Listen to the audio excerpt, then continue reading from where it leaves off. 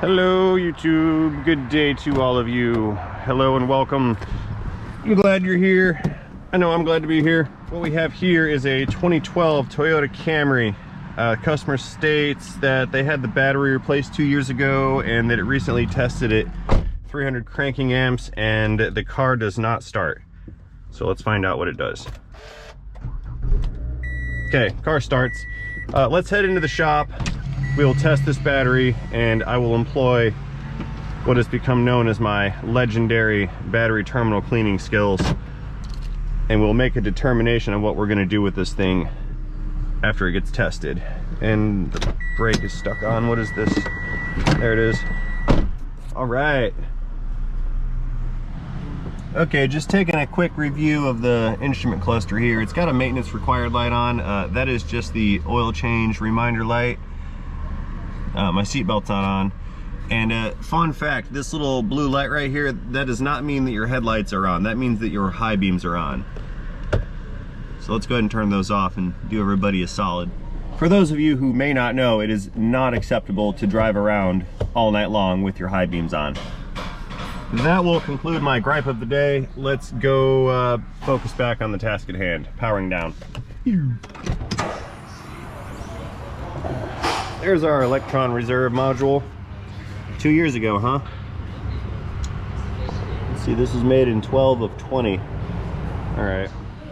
Okay, so while I was pulling this car in, I had my service advisors call this guy back and have him clarify exactly what it's doing, because I wanted to know if it is a no crank or a crank and a no start. And what the guy told us is that let's say he's driving all day and he goes to the store or something and he comes back out, nothing will happen. He said he'll push the button, all the lights come on, but the engine doesn't crank. So we may not exactly have a power supply issue. It may be a hot soaked starter or something like that. So what I'm going to do here is just clean these terminals up and put that back together. I'll test this battery just to make sure that this is okay. Then I'm going to let this thing idle and run until it reaches operating temperature. I'll shut it down and then I'll attempt a hot restart, and then we will see if we cannot recreate what they described and then go from there. I'm leaning towards an issue with the starter. Perhaps that motor is failing to engage after it heat soaks for a while, but I'm going to start right here at the source and then we'll go from there. Yeah, this battery looks to be in very good condition. It's only about a year old, I think. So I'm just going to clean up these terminals and we'll put this back together.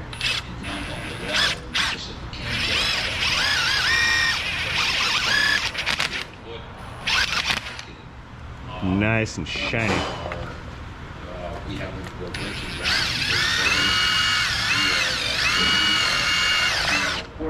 Now these terminals look pretty clean, but I'm going to wire brush them anyway.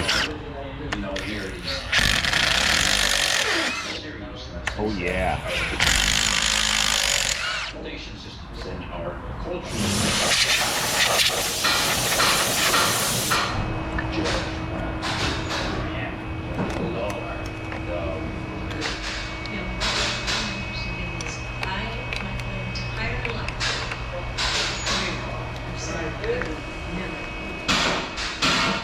Okay, now we have a known good battery connection. I'm now going to start this engine and let it run for about a half an hour or so, let everything come up to a nice stable operating temperature, and then we'll attempt some restarts to see what this engine is about to do. Stopping engine.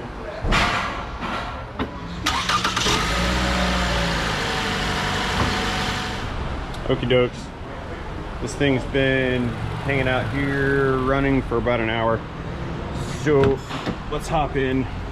Everything is at a good operating temperature. Let's hop in, shut it down, and do a couple restarts and see what it does. All right, there's our shutdown. Okay.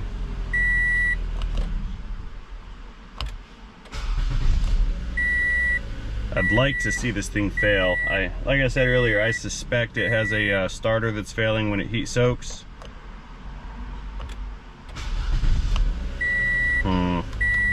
but I'd really like to see it happen before I condemn a part.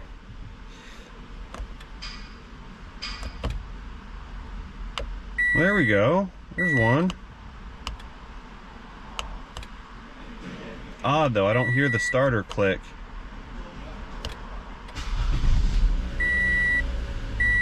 Okay, it went that time. Okay, let's go straight down to the starter. I will disconnect the cranking wire to the solenoid, and we will manually supply voltage to the solenoid to see if we cannot get the starter to fail while being isolated from the rest of the car. So let's shut this down and head over there. Okay, the starter motor on this is just below the airbox, right down there. It's awfully hot in here. Whew. That's all right.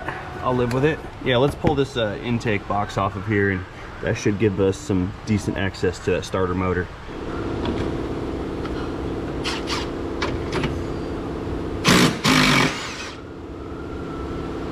Rusty.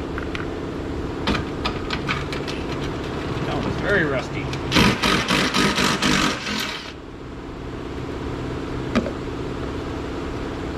Aha! Okay, here's what I'm gonna do. I've got a lead of wire here stripped on both ends, and I'm gonna disconnect the cranking signal wire and just manually run power to this solenoid straight from the battery and see if the starter motor fails to actuate. So first things first, let's disconnect this guy right here. Okay, the way I'm gonna do this, since there's a little bladed tab inside of there, I'll just use these alligator clips to install a lead, and then I'll run this wire to my lead. Okay, that's attached.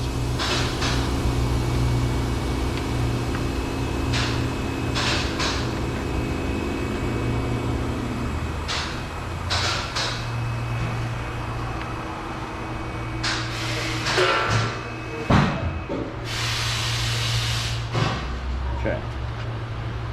Now the engine will not start because the button is not depressed, but it will crank. So I'm going to apply this to the battery, see what it does. Okay, it cranks. Try again. Okay.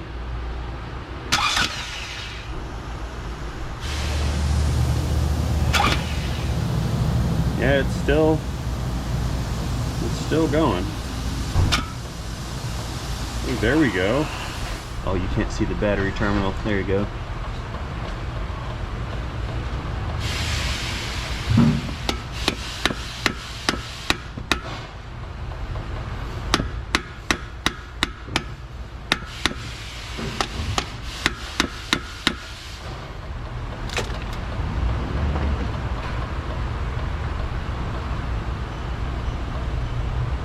Very interesting. Just make sure that's got a good connection. Yes, it does.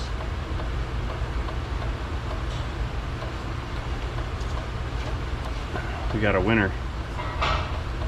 Bad starter motor. All right.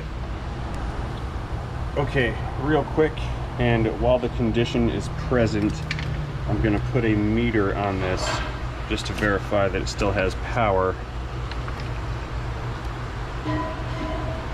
at the primary cable while the malfunction is present. There's my hot lead and ground, and we're looking at battery voltage. Okay. And again, I'll apply power to the solenoid.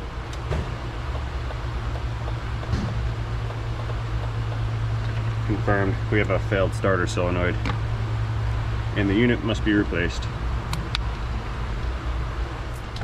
Okie dokie. There we go. Okay, as I was saying, now that we've proved out that this starter is the cause for the described failure, it's time to get this thing out of here. Before I begin unbolting that, I'm gonna pull this battery connection back off. That way this thing is de-energized and I can't electrode myself. Inadvertently grounding out a high current circuit would be a bad thing, and I don't want to do that. So let's pull that guy back off, put it over here where it's safe, and now I can get this power wire disconnected from the starter motor. Let's move you guys down a little farther. There, now you can see that's just one, I think that's a 13mm nut that holds that power cable on.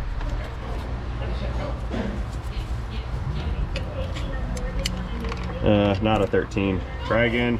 Let's try a 12mm. I win.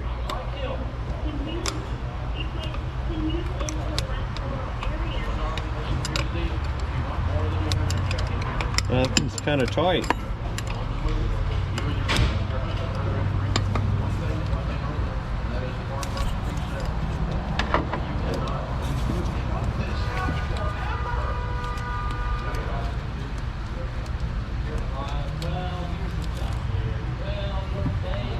Okay, there's our power cable.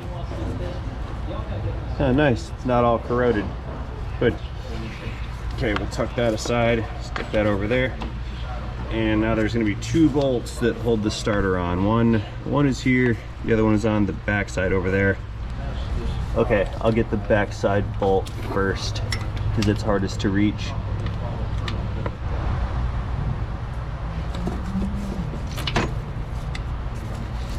Oh no. It's kind of a tight squeeze.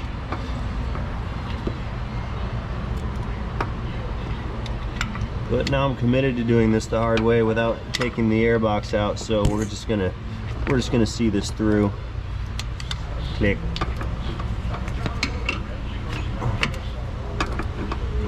Okay, it's loose. Loosey goosey.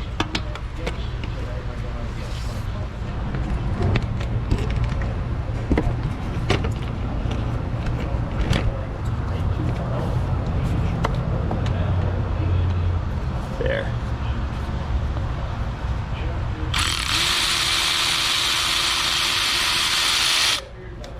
Okay, that bolts out. Bring back my tool.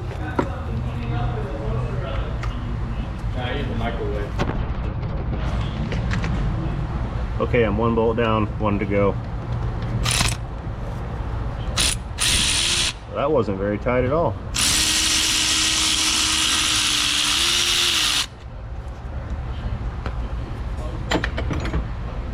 Okay, starter motor, you're coming with me.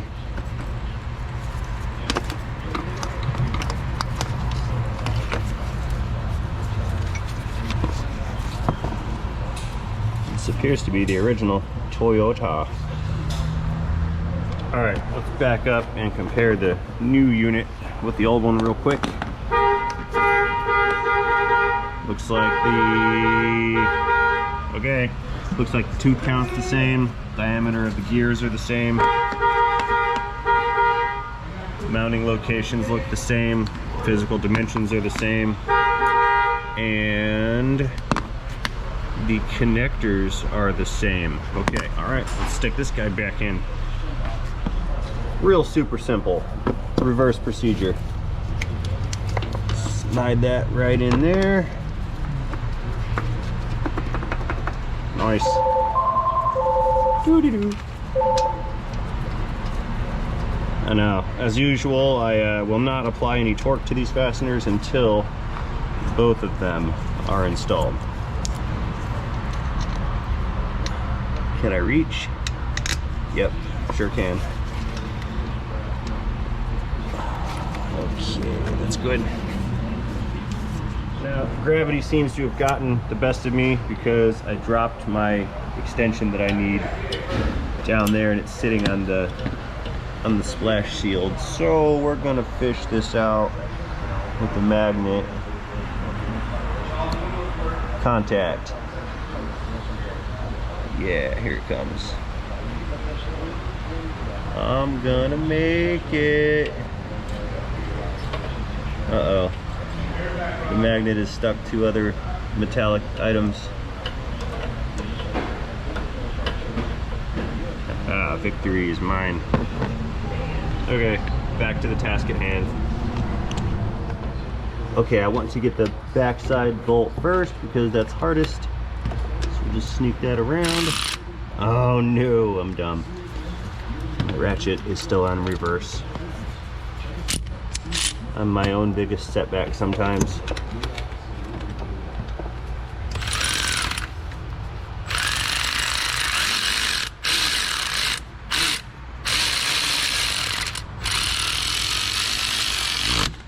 Click. Actually, that was like many clicks. There. And of course, the front bolt.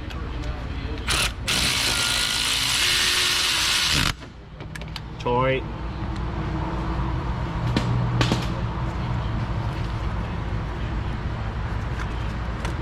Okay, let's polish this guy up just a wee bit just to make sure it's getting the best contact possible.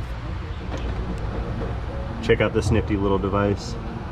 It's a series of wire brushes that goes on a 1/4" drive ratchet. Ow! Oh, I poked a hole in my finger. Idiot. I don't know if this is the right tool for this, but I'm gonna try it.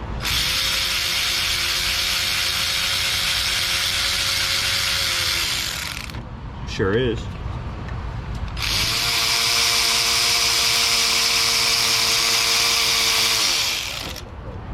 That's just fancy. Like I said, next level battery terminal skills. Okay, let's get this guy installed. Please go on. Okay, this is the old nut, and this is what they gave me for a new nut. I like the old one better, so I'm gonna reuse the old one. It just appears to be of a higher quality.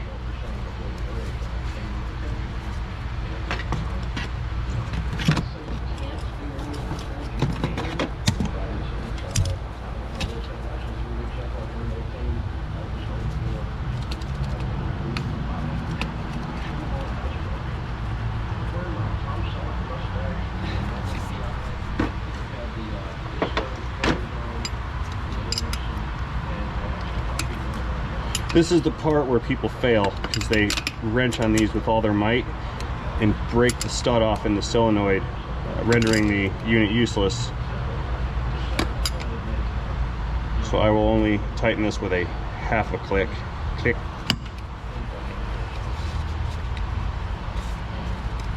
There. And of course, the signal plug.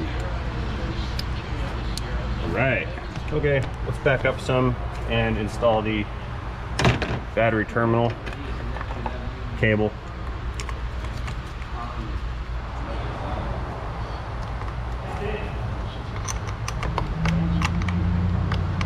Tighten that back up. Good. And for good measure, put some protectant spray on here.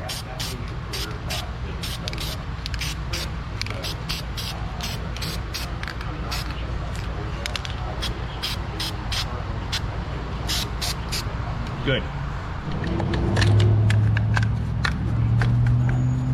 That's not very secure, is it? Let's remedy this situation too. Now it is. Yay. Okay, let's back up one more time and get this intake plumbing installed.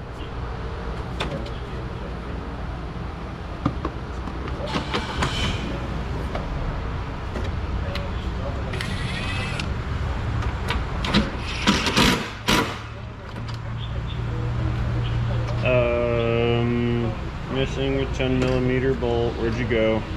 There it is.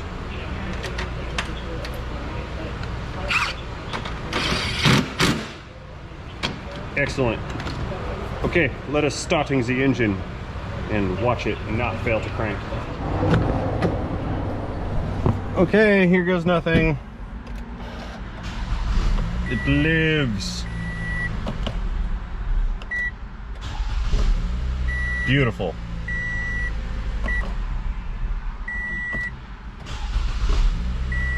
Okay. One more time. All right. Okay, so I'm about 99.9999% positive that that starter was faulty. However, in order to verify as per normal procedure, I'm going to let this thing come up to temperature again, let it heat soak, shut it down, and then just recheck it one more time, just to create the conditions that were present when the fault first presented itself. Although I am aware that that solenoid on the old starter was not functioning, as I was supplying direct power right to the solenoid and it failed to actuate, I still would like to be thorough and finish out the procedure by verifying under the exact same conditions. That being said, I'm going to go ahead and close out this video right now. I'd like to thank everybody here for watching this video. I certainly do appreciate it. I hope you liked this video. If you did like this video, please communicate that to me effectively by tapping that thumbs up button. If you did not like this video, please, again, feel free to communicate that to me constructively down in the comment section below. Again, thank you guys for watching. And before I go, I have to remind myself to not forget to remind you guys to not forget to have yourselves a great day. So, everybody, don't forget, have a great day. See you guys later. One more time. Victory is mine. Okay, I'm gonna let this thing hang out and run for a while. See you guys in the next one. Alrighty, this thing's been heat soaking and idling for about an hour now. Let's go shut it down and do one more restart just to prove it out. And I can then parking this auto and we're good to go here. So let's power it down. And restart. Flawless victory. Success. All right guys, all done, backing her out, having a good day. See y'all later.